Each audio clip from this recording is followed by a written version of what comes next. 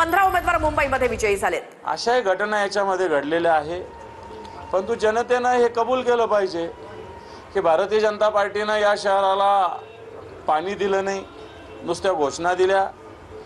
या शहराला 1000 कोटी रुपयाच्या कर्जाच्या खाईत लोटलं, तरी जनतेनं भारतीय जनता पार्टी चॉईस केलेली आहे। आम्ही हा आमचा पराभव मान्य करत आहोत।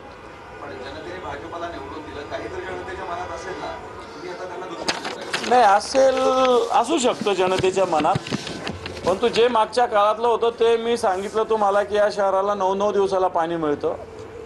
मागच्या वर्षी 365 दिवसापैकी फक्त 44 दिवस पाणी मिळालेलं आहे।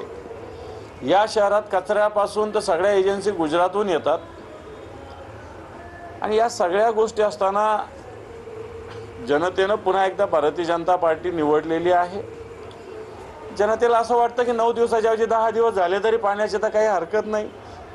खर्च 1000 कोटीचं कर्ज असेल तो 2000 कोटीचं झालं तरी काही हरकत नाही। जनतेनं असा विचार केला असेल तर जनतेला शुभेच्छा आहे। तुम्ही जनतेला वाऱ्यावर सोडणार आता संभाजीनगरच्या? आम्ही कसं काय सोडू? आम्ही शिवसेना जनतेसाठी काम करणारी संघटना आहे। जनतेला वारंवार आम्ही मुळीच सोडणार नाही, कारण शेवटी झालेल्या मतदानाचं मोठं प्रमाणसुद्धा आम्हाला आहे, कारण सगळ्यात जास्त उमेदवार आमचे होते। परंतु सत्तेपुढे शहाणपण टिकत नाही, एवढं सत्य आहे। दुसऱ्या शिवसेनेचंही पाणीपत झालं, दोन्ही शिवसेना संपल्यात जमा।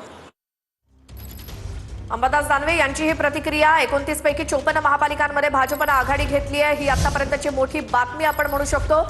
मुंबईमध्ये लागलेले निकाल जर बघितले तर भाजप 63, ठाकरे 49 आणि शिंदेचे 15 जागांवरती उमेदवार विजयी झाले।